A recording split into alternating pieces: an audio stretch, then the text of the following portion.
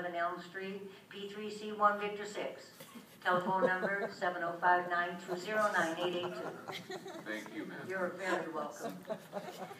The resident of the city of Sudbury should be provided through this rezoning with the entire history in understandable language of how each part of Bell Park was transferred out of the ownership of the city to the Sisters of St. Joseph and other third parties. This would allow the citizens of Sudbury to see for themselves how the land was taken out of the restrictions of the Bell Family Covenant. There is much concern and many mistakes that need to be brought out in the open in order to understand and hopefully resolve the perplexities that continue to arise from the city staff and us residents of Sudbury concerning the Bell Family Covenant. There needs to be an investigation on how the donated family, the Bell family lands, given for park use only, are now in the name of third party for residential use and profit. Thank you for your time.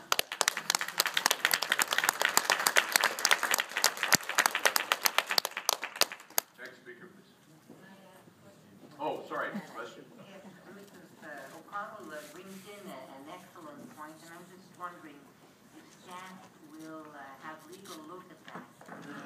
Thank you very much. The was made to get the parkland, and it was sold to the sisters, but is there a possibility of going back and looking at that part that was given part 2, that it does become parkland again? And I'm just wondering. You're talking part 2? Part 2, yes. I'm just wondering if staff will have legal look at that, at those implications. Okay, thank you very much. Got note of that. Awesome. Yes. Through you, Mr. Chair, the details that Mr. Taylor had provided in his presentation actually were provided in consultation with the legal department, who'd done the various title searches required and provided that lengthy background that led up to that drawing. But we're certainly noting the comments that are being made here. Okay, thank you. I do hope that we will look at those legal implications, because it was designated parkland and given for a hospital, and now the uses are changed. I definitely think that as a council we need to look at that again. Awesome.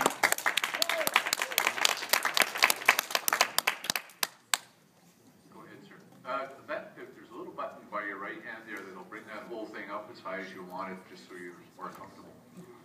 It's just like magic. It works better than the elevators in this building.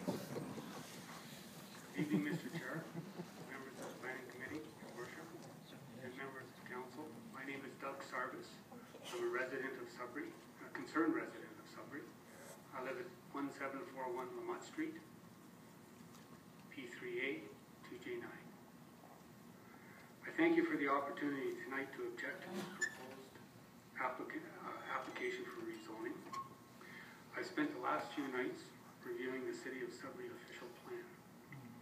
In the context of the above rezoning application for the multi-story condominium conversion of the former St. Joseph's Health Center. Although the proposed multi-story condominium does contribute to the plan's 2015 objective to double the growth of development occurring through intensification to 10%, the subject brownfield redevelopment location and the application for rezoning contradicts several objectives, policies, and programs developed specifically to manage and direct the physical change and its effects on the social, economic, and natural environment within our community. The following are excerpts I have taken directly from the plan that do not conform and or align with the application to amend this bylaw. The request to change the existing zoning classification P&I to R4S. I'll start with Part 2, Section 3, Living Areas, Subsection 3.2, Living Area Designations, General Policies for the Living Areas. And a lot of this has been spoken to tonight. I know it's repetition, but it's areas that I believe you're not conforming or aligning to the existing plan. Number 3, under General Policies for Living Areas, new residential development must be compatible with the existing physical character of the established neighborhoods, with consideration given to the size and configuration of the lots, predominant built form, building setbacks, building heights, and other provisions applied to nearby properties under the zoning bylaw. And number 12, Waterfront development in the living areas must also comply with the policies of Section 8.5 surface water resources. And we'll note now that Section 8.5 makes reference to specifically to Section 8.3. And many people have commented and complimented myself and my own family on this beautiful city.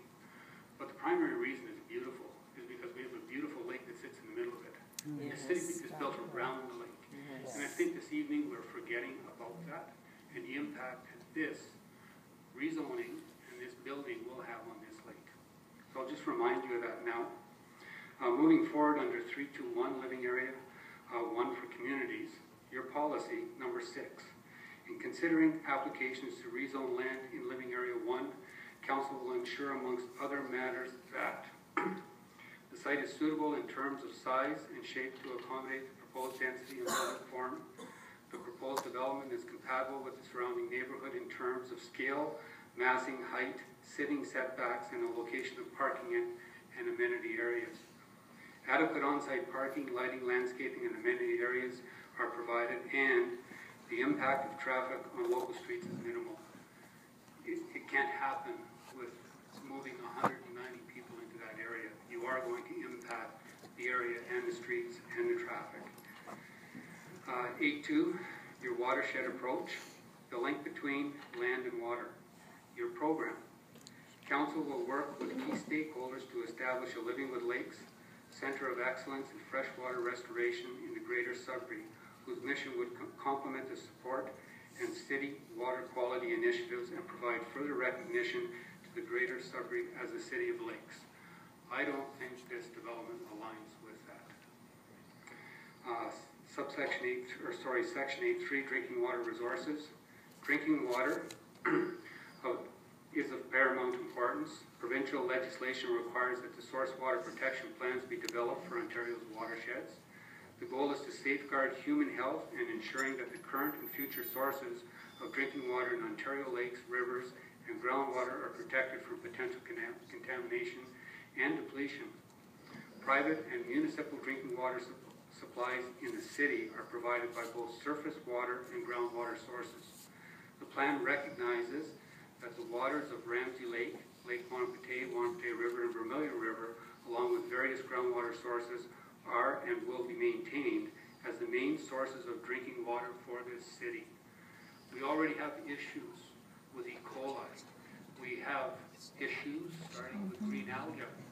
We have places or residents that are in close proximity to this lake in living area 1 that are on field beds. And there is no plan in the next 20 years to provide sewer to those areas. So I stress the importance of clean water, and this is a surface water supply for us. Your policies under this section, council will work cooperatively with other agencies to protect land where necessary, improve or restore the quality of drinking water resources. And I direct that to council when you're considering, and the planning board when you're considering this application for rezoning.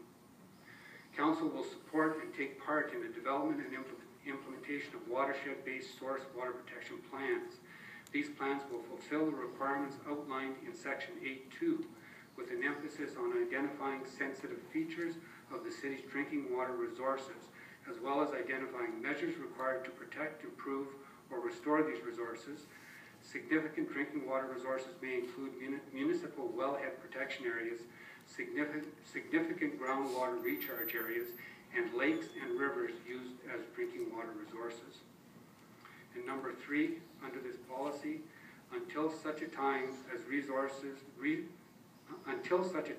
source water protection plans are developed for an area known sensitive drinking water resources in the city as shown on Schedule 8, and Lake Ramsey is on Schedule 8.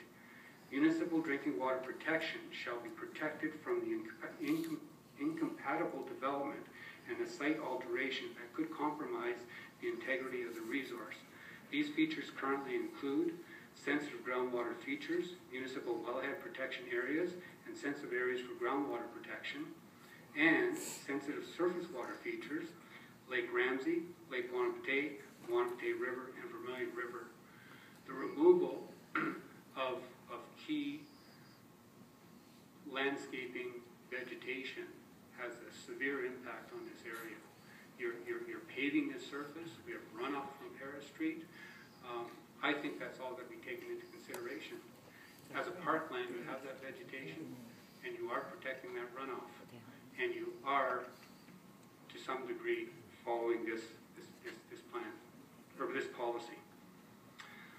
851, environmental constraints on development policies. Number 2, new development that fronts on lake or water course, which has recognized environmental constraints, is prohibited unless detailed studies demonstrate that the problems associated with the development in these situations can and will be mitigated. The onus for demonstrating that environmental constraint will be mitigated shall lie with the proponent of the development. What I've heard from the applicant tonight is an environmental impact study on the site, not on the lake. I think we need to start focusing our attentions on our lake. Number 3, recognized environmental constraints include, among others, some lakes, trout lakes, sensitive fish spawning areas, unique natural features, and lakes under 120 acres in size. Some, but not all, environmental constraints are indicated on Schedule 3, Natural Heritage. And Ramsey Lake is on Schedule number 3, and it's shown as a trout lake. I haven't caught a trout in Ramsey Lake yet, but I've caught pickerel. An environmental impact study may be required for new development proposed or in or adjacent to these features. And this definitely is adjacent to this feature. Mr. Sarter, you're at 8 minutes. I'm going to give you 2 minutes to wind up, please. Thank you very much. 13, heritage resources. Your objective, 13.1 objectives. It is the objective of this heritage resource policy to promote the conservation, restoration, and rehabilitation of all heritage resources. This still is a heritage resource. Ensure that the heritage features are passed on for the enjoyment and care of future generations. Prevent the demolition or inappropriate alteration of heritage resources. I believe that this is inappropriate. Identify a range of features so they can conserve and integrate into the community, including buildings, sites, and artifacts of historical, archaeological, and architectural significance. And D, this is most important to me, involve the public and heritage resource decisions affecting the city. And I don't know why we're standing here today talking about rezoning. We should have been involved right from the get-go. 14, urban design. Your objectives. The objective of the urban design guidelines are to encourage a high level of design quality for all types of development and redevelopment. And I must say to the applicant that your rendition of the new proposed site does look really good. But it's in absence of the surrounding area. And I think in a greenfields location, it would look really good. B, promote a built environment that is safe, energy efficient, aesthetically pleasing, and productive. C, encourage public and private developments that achieve a sustainable mix of uses. D, encourage developments that respect and take advantage of their context by taking into account the existing massing, height, scale, style, and other details of the existing buildings. In closing, the former St. Joseph's Health Center has cared for and served useful purpose in our community for the citizens of the community. And again, I'll remind the applicant, this site has not been abandoned. The land originally given to the Sisters of St. Joseph by the community must now be returned to the rightful owners to retire respectively as part of our public lakeside park so it can continue its care for the social and physical well-being of the citizens of Sudbury. Well said.